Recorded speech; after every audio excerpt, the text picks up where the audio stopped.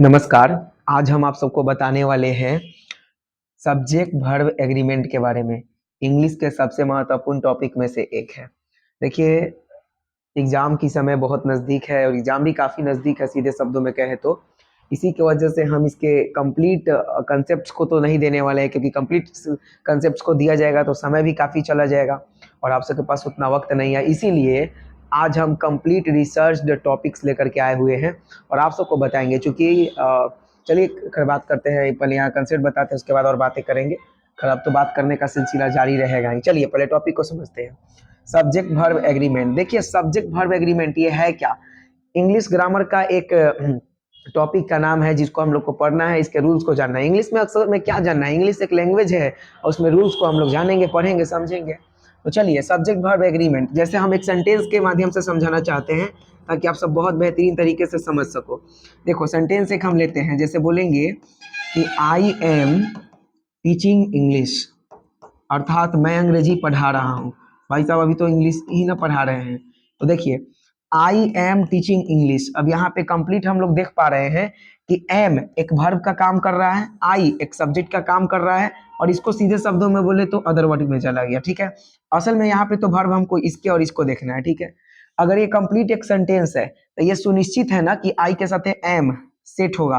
पहले से इंग्लिश का लॉ है कि इंग्लिश के रूल के हिसाब से आई के साथ एम लगेगा। खैर कुछ पोजीशन होता है जहाँ पे कुछ और लगता है, लेकिन ये तो शेड्यूल है ना कि आई के साथ एम लगेगा, आई के साथ आर थोड़ी ना लग जाएगा, ये तो गलत हो गया। इसी को बोलते हैं सब्जेक्ट वर्ब एग्रीमेंट, अर्थात सब्जेक्ट तथा वर्ब के बीच में एग्रीमेंट होना चाहिए कि हाँ, हमारे और तुम्हारे बीच में क्या आना चाहिए, क्या लगेगा। जैसे आई और आर के बीच में एग्रीमेंट नहीं ना है, तो इसी को हम लोग जानेंगे कि किस सब्जेक्ट के साथ कौन सा वर्ब आएगा। और बिहार बोर्ड में आपसे यही क्वेश्चन पूछा जाएगा कि सब्जेक्ट के बाद यहाँ पे ब्लैंक दे देता है और बोलता है कि भरो इसमें क्या लगेगा। ठीक ना, तो इसमें जो उचित होगा ना उसी को भरिएगा। ई ना कि अगर दिया हुआ रहेगा आई, अभी ये ना सोचिए कि यही भरना है, यही नहीं, तो बहुत सिंपल है। अभी हम देखिए यहाँ पे प्रैक्टिस शीट वगैरह रखे हुए हैं, जो आप सबको कराएंगे कंप्लीटली और समझाएंगे कंसेप्ट के साथ। इसी की वजह से प्रैक्टिस शीट डाले हुए हैं, ताकि प्रैक्टिस के साथ आप सबको हम समझा सकेंगे। यहाँ पे जैसे आई दे दिया हुआ रहेगा यहाँ पे, और यहाँ गोइंग रहेगा, मतलब कि मैं जा रहा हूँ। ठीक है, ऑप्शन दिया हुआ रहेगा, तो ये तो ऑप्शन सिंपल सा है ना, ये तो बच्चे की खेल है। ठीक है, ये कर लेंगे।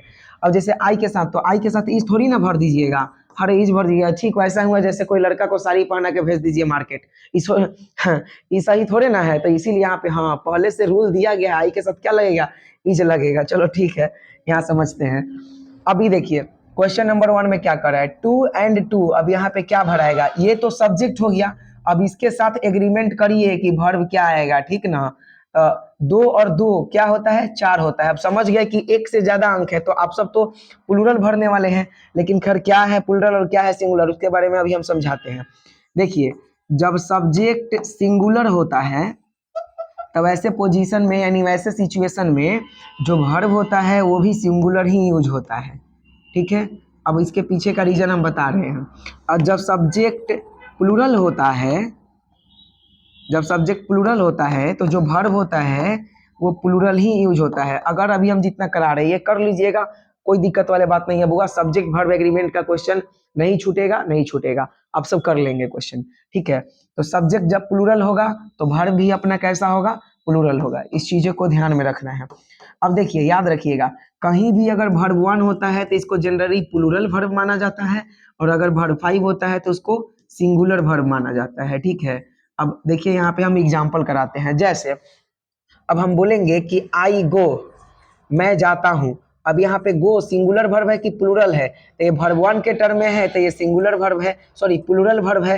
यही बोलेंगे कि सी गोज, वह जाती है। अब ये देखिए वर्ब 5 के टर्म में है, गोज ई एस लग गया यानी वर्ब 5 लग गया ना, इसी के वजह से ये क्या हो गया, तो ये प्लूरल, ये सिंगुलर वर्ब हो गया।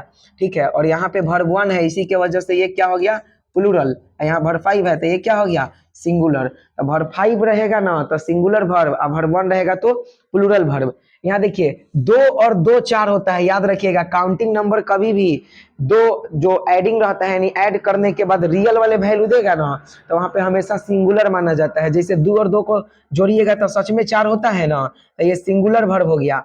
और जब वर्ब सिंगुलर, सॉरी सब, ये जो सब्जेक्ट है ये सिंगुलर हो गया, और इसके साथ वर्ब भी कैसा आएगा, तो सिंगुलर आएगा। इसी की वजह से यहाँ पे कची का यूज करेंगे हम सब, मेक्स का करेंगे। क्यों, क्योंकि भरपाई भी ना होता है जो सिंगुलर होता है। तो ये और ये ऑप्शन गया, ऑप्शन नंबर बी सही है। खैर चलिए अगला क्वेश्चन और समझाते हैं, बेहतरीन से आप सबको समझा पाएंगे। ठीक है, फोन आ गया भाई, सब फोनवा कटो। कौन है वो फोन मेरे, काटते हैं अभी, रुकिए बतियाते हैं, कौन है, रुक जाइए। हेलो। हेलो। हाँ हाँ हाँ, बताइए बादशाह। अच्छा अच्छा अच्छा। अच्छा अच्छा, वैसे चार्जर तो मेरे पास था टाइप सी। ओ ठीक है, ठीक। ठीक है, ठीक, थैंक यू वेरी मच। ठीक। खैर चलिए, ये सब भाई साहब पहले वीडियो बना रहे हैं, इसीलिए फ़ोन वगैरह उठा लिए हैं। चलिए ठीक है। नथिंग बट स्टार्स यानी कुछ नहीं बल्कि तारे आसमान में दिखाई देते हैं। तो नथिंग बट स्टार्स, कुछ दिखाई नहीं देता है छोटा, खाली तारा दिखाई देता है, ढेर सारा, बहुत सारा तारा दिखाई दे रहा है। स्टार्स यानी प्लूरल हो गया। अब प्लूरल के साथ वर्ब भी कैसा आएगा, प्लूरल आएगा। तो ये देखिए एम सिंगुलर है, वर, अच्छा हाँ, दिखाई देते थे कि देते हैं, आज भी तो तारा दिखाई देता है ना भाई साहब। तारा नहीं दिखाई दे रहा है, ओ आप सबको तारा दिखाई देगा, यहाँ लाइट दिखाई दे रहा है। चलिए, ई जो है, ई सिंगुलर है, ये दोनों प्लूरल है, लेकिन आज भी दिखाई देता है, ये बात सत्य है, तो आर हो जाएगा। ये तो पास्ट टाइम की बात है, सिर्फ पास्ट में रहता तो वर्ड हो जाता। चलिए आगे समझते हैं क्वेश्चन नंबर 4 में। All furniture sold in the market, सारे फर्नीचर जो है वो बाजार में बेच दिए जाते हैं। फर्नीचर यानी जानते हैं ना, वो ना जो मिलता है दहेज वगैरह में, कुर्सी वगैरह, ये सब पलंग वगैरह मिलता है ना, उसी को फर्नीचर कहते हैं। चलिए खैर कोई ना। फर्नीचर ये बुगा अनकाउंटेबल नाउन है, कैसा नाउन है, अनकाउंटेबल नाउन। देखो अनकाउंटेबल नाउन कैसे, जैसे वाटर होता है अनकाउंटेबल नाउन, इसी तरीके से फर्नीचर देखने में गिनाने वाला नहीं होता है, लकड़ी वगैरह को कहते हैं। उससे आइटम बन जाएगा ना, जैसे पलंग, सॉरी पलंग बन गया, तब पलंग बन गया। अब पलंग क्या हो जाएगा, तो वो हो जाएगा सिंगुलर नाउन, यानी वो काउंटेबल हो जाएगा। लेकिन फर्नीचर क्या रहेगा, तो अनकाउंटेबल। फर्नीचर का मतलब लकड़ी, उससे पलंग बनाइए, दीवान पलंग बनाइए, सोफा बनाइए, सेट बनाइए, अरे जथी बनाइए, सब लड़की लोग का सामान ज्यादा बनता है उस सबसे। चलिए ठीक है, तो ऑल फर्नीचर, उसके बाद ये अनकाउंटेबल हो गया। तो अनकाउंटेबल नाउन हमेशा सिंगुलर होता है, क्योंकि वाटर, वाटर के साथ इज लगेगा ना, वैसे ही ऑल फर्नीचर के साथ भी क्या लगेगा, इज। एम गया, आर गया, वर गया, ऑप्शन नंबर बी बिल्कुल सही जवाब है। चलिए अगला क्वेश्चन को देखते हैं। द जूरी, जूरी का मतलब क्या होता है बाबू, तो ई कलेक्शन ऑफ पीपल को बोलते हैं जूरी, कलेक्शन ऑफ पीपल यानी लोगों के समूह को जूरी बोलते हैं। याद रखिएगा, जनरली लोगों के समूह, समूह यानी आम जनता नहीं, पढ़े लिखे सुनिश्चित बढ़िया एक समझदार, से सीधे शब्दों में कहे तो जूरी का मतलब होता है जजों का समूह जो न्याय करता है। तो सारे जज के समूह लोग जो है अपने अपने ओपिनियन को डिवाइड कर दिए, द जूरी। उसके बाद ये प्लूरल हो जाता है, ठीक है, याद रखिएगा, जूरी यानी जजों का समूह, एक से ज्यादा। देखने में नहीं पता चलेगा, लेकिन बड़ी भयंकर है बुआ। द जूरी कई बार क्वेश्चन पूछ चुका है, एसएससी में क्वेश्चन पूछ देता है ये सब क्वेश्चन, समझे। द जूरी यानी जजों का समूह, एम नहीं लगेगा, प्लूरल है तो ई भी नहीं लगेगा, ई भी नहीं लगेगा, R. The jury are divided into their opinions, ठीक है, अपने अपने मत के हिसाब से उन्हें बांट दिया जाता है जजों के समूह को। चलिए आगे समझते हैं। 70 रुपीज यानी 70 रुपया। देखिए अब आप सब तो इसको प्लूरल मानिएगा, लेकिन अच्छी बताइए 70 रुपया का है, बेचारा वो तो अकेला है ना, 70 इक्के गुना है, लेकिन उनमें रुपया आ रहा है इसीलिए एस लगल है। तो 70 रुपीज, जनरली लोग आएगा तो देखेगा कि वो बहुत सारा है, चलो यहाँ पर आर भर देते हैं। इनफ फॉर दिस वर्क, 70 रुपया इस काम को करने के लिए बहुत है। 70 रुपया में पूरा धुआं धुआं हो जाएगा, एकदम दहा जाएगा, ढेर है पैसा, उससे ही काम हो जाएगा, ठीक है। 70 रुपीज आर भर देगा लोग, लेकिन ये गलत है। एम भी नहीं होगा, आर भी नहीं होगा, वर भी नहीं होगा, ईज होगा। याद रखिएगा हमेशा इंग्लिश में काउंटिंग नंबर के बाद हमेशा सिंगुलर वर्ब आता है। जैसे 20 रुपीज, हाँ बोलेंगे 20 रुपीज,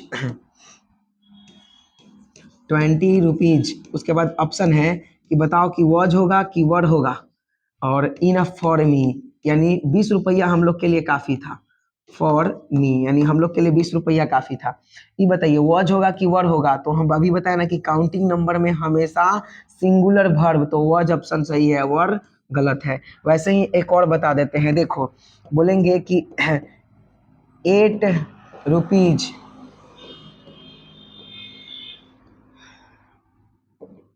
ईच, और एक और ऑप्शन देते हैं R, enough to buy this. 8 रुपया जो है इसको खरीदने के लिए पर्याप्त है, यानी 8 रुपया में ये खरीदा जाएगा, ठीक है, इनफ टू बाई दिस। 8 रुपया इसको खरीदने के लिए पर्याप्त है। अभी बताइए 8 रुपया, यहाँ पे आर थोड़ी ना हो जाएगा, ईज हो जाएगा क्योंकि काउंटिंग नंबर है। लेकिन याद रखिएगा काउंटिंग नंबर के बाद जब नाउन आ जाता है, अब प्लूरल नाउन, अब जैसे ऐसे आ जाएगा 8 बॉयज। अब देखिए यहाँ बॉयज तो नाउन आ गया ना, बोले रुपीज भी तो नाउन है था। अरे भाई साहब 8 रुपीज मिला करके 80 रुपया, एक इकलौता नाउन का बोध कराया। यहाँ इकलौता नाउन थोड़े है। 8 बॉयज यानी 8 लड़के, और उसके बाद अब भरना होगा कि ईज भरिएगा कि आर भरिएगा, और उसके बाद प्रेजेंट देयर यानी 8 लड़के जो है वहां पर उपस्थित थे, सॉरी हैं। तो ये बताइए 8 लड़के, ईज होगा कि आर होगा? तब यहाँ पे लड़के प्लूरल नाउन आ गया, प्लूरल नाउन आ गया तो ईज नहीं होगा, क्या होगा? आर होगा। सीधे शब्दों में याद कर लीजिए बुआ कि जब भी काउंटिंग नंबर आ जाए, काउंटिंग नंबर के बाद रुपीज लगा रहे तो हमेशा सिंगुलर होगा, लेकिन उसके बाद नाउन आ जाए अब प्लूरल का बोध करे तब प्लूरल होगा, वन रहेगा तो सिंगुलर होगा। चलिए ठीक है। अब बोलेंगे कि 20 गर्ल्स, तो 20 गर्ल्स, 20 के बाद गर्ल्स आ गया यानी प्लूरल हो गया तो आर लगेगा, ठीक है। हाँ यही बोलेंगे 20 रुपीज, तब क्या लगेगा? ईज। ऐसे ही बोलेंगे 10 गर्ल्स तो आर लगेगा, और 10 रुपीज तो ईज लगेगा। चलिए बेहतरीन, आगे समझते हैं बुआ। ही एंड आई यानी वह और मैं, अब दो कोई हो गया ना, वह और मैं खेल रहा था वहां। अब वाज भी गया, इज भी गया, तो वह और मैं वहां खेल रहा था, वहां की बात है ना, यहाँ की बात रहता तब ना है बोलते। था यानी पास्ट में चला गया। ऑप्शन नंबर डी सही हो रहा है। 8 नंबर में देखिए द न्यूज। बाबू देखो न्यूज, न्यूज ऐसा शब्द है जो देखने में तो प्लूरल लगता है लेकिन है बुआ सिंगुलर। न्यूज का मतलब क्या होता है? तो समाचार। अब देखिए समाचार, अब थोड़ी समाचार का मीनिंग न्यू बोल दीजिएगा, न्यू मतलब तो नया हो जाएगा, समझे। कुछ ऐसे भी नाउन होता है ना जिसके लास्ट में एस लगा रहेगा, वो देखने में प्लूरल लगेगा लेकिन रहेगा सिंगुलर। अब वो कौन कौन सा है तो देखिए बोर्ड एग्जाम में जोन जोन पूछता है हम बता देते हैं। न्यूज, न्यूज का मतलब होता है समाचार। ऐसे ही सब्जेक्ट का नाम है जैसे मैथ्स, तो मैथ्स भी देखने में प्लूरल लग रहा है लेकिन है सिंगुलर, और सिंगुलर है तो बताइए तो मैथ्स के बाद आर होगा कि ईज होगा? ईज होगा। वैसे ही न्यूज के बाद आर होगा कि ईज होगा? ईज होगा। तो चीजों को याद रखिएगा यहाँ पे, ठीक है। अभी और पूछता है इकोनॉमिक्स, इकोनॉमिक्स अर्थशास्त्र। इकोनॉमिक कुछ नहीं होता है, इकोनॉमिक्स होता है अर्थशास्त्र, ठीक है। अब इसके बाद भी क्या लगेगा? ईज, क्योंकि ये सब प्लूरल नहीं है, ये सब पहले से एस लगाकर नया वर्ड बना हुआ है। डिजीज, डिजीज यानी बीमारी, डिजीज यानी बीमारी, इसके बाद भी क्या लगने वाला है? इज। तो इस तरीके के कुछ कुछ नाउन है जिसके लास्ट में एस लगा हुआ रहता है फिर भी वो क्या हो जाता है? सिंगुलर हो जाता है, ठीक है। ऐसे होता है पॉलिटिक्स, पॉलिटिक्स राजनीति, इसके बाद भी क्या आ जाएगा? इज, ठीक है। तो ये सब चीजों को आप सब ध्यान रखिएगा। चलिए आगे बढ़ते हैं। द पोएट एंड सिंगर, देखिए जब भी दो नाउन एक साथ एंड से जुड़ा रहे ना और उसमें आर्टिकल का यूज रहता है तो आर्टिकल पे ध्यान दीजिएगा। अगर एक आर्टिकल है इसका मतलब व्यक्ति एक है और उसमें क्वालिटी दो है। द पोएट एंड सिंगर मतलब कि एक ही व्यक्ति है, वो कवि भी है और गायक भी है। व्यक्ति एक है और वही कवि भी है और वही गायक भी है। इसका मतलब जब व्यक्ति एक है तो यहाँ क्या हो जाएगा? ईज हो जाएगा। एम गया, आर गया, वर गया, ईज हो गया। कैसे जानेंगे कि एक व्यक्ति है कि दो व्यक्ति है? जब एक आर्टिकल लगा हुआ है तो एक व्यक्ति, और यहाँ पर भी आर्टिकल लग जाता ना, the poet and the singer, तब दो व्यक्ति हो जाता। और ईज ना लगा करके क्या लगाते? आर लगाते। लेकिन अभी ईज लगाना है क्योंकि एक ही आर्टिकल लगा हुआ है। अब जैसे आइए हम एग्जाम्पल के द्वारा समझाते हैं। जैसे बोलेंगे कि फास्ट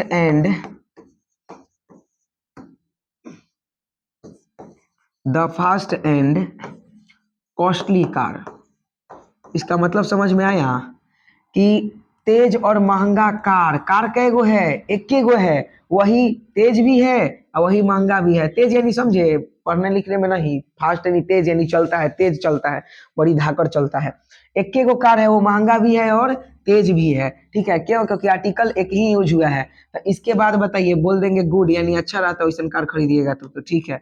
ईज होगा कि आर होगा? तो ईज होगा। क्यों? क्योंकि आर्टिकल एक है, इसी की वजह से यहाँ पर इज लगाए। यही बोलते कि the fast and the costly car उसके बाद भरना है अ गुड, यानी यहाँ पर देखिए तेज और महंगा कार अच्छा है।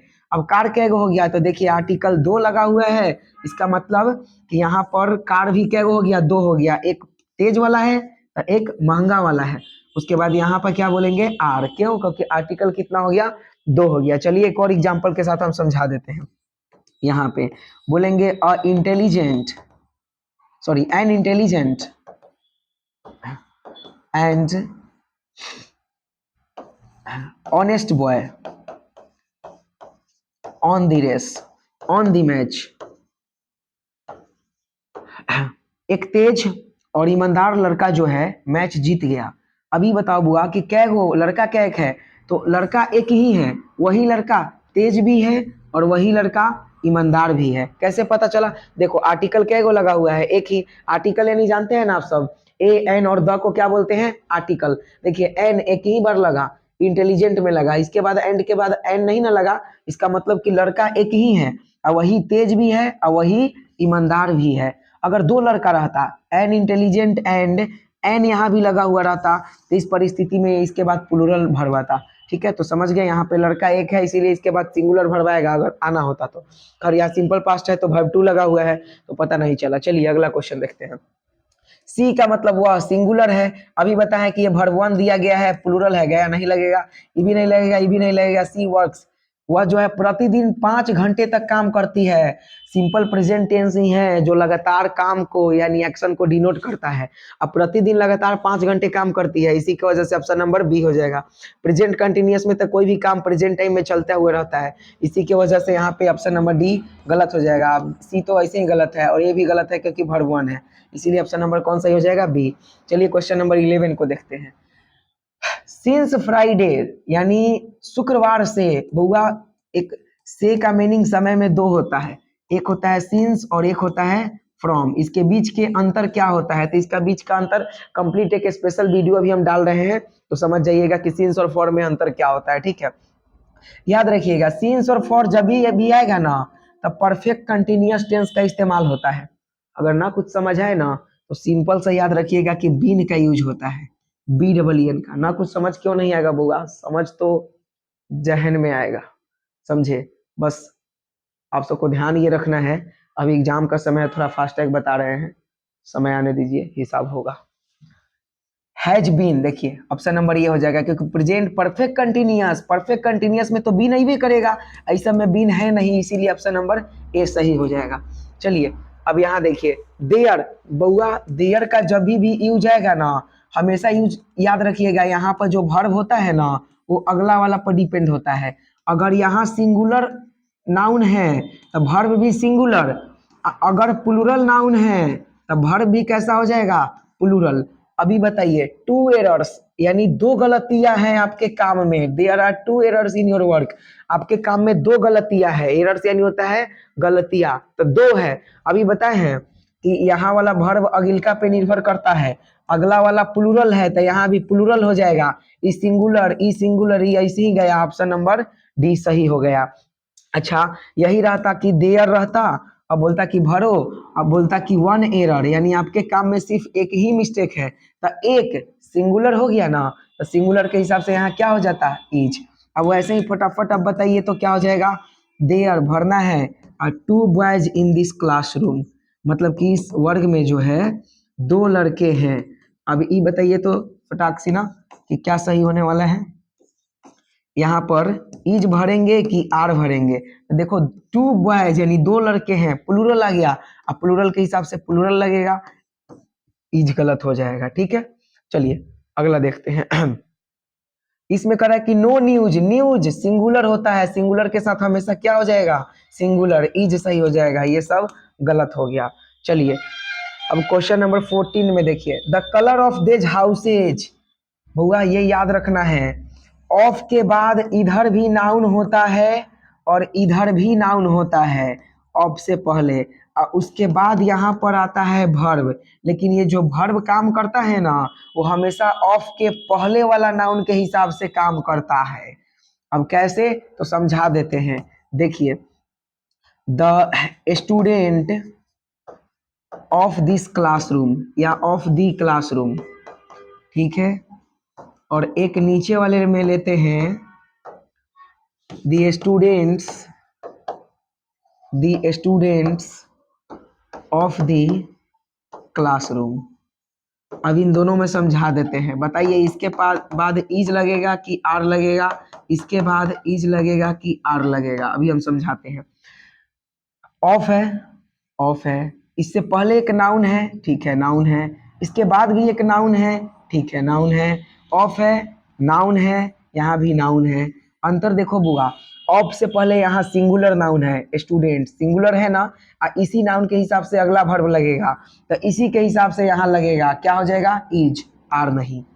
यहाँ प्लूरल है, इसी के हिसाब से लगेगा तो आर हो जाएगा, इज नहीं। अब बोलिएगा तो इसके बगल में लगा रहे हैं तो इसी के हिसाब से ना होना चाहिए, सिंगुलर है तो सिंगुलर नहीं।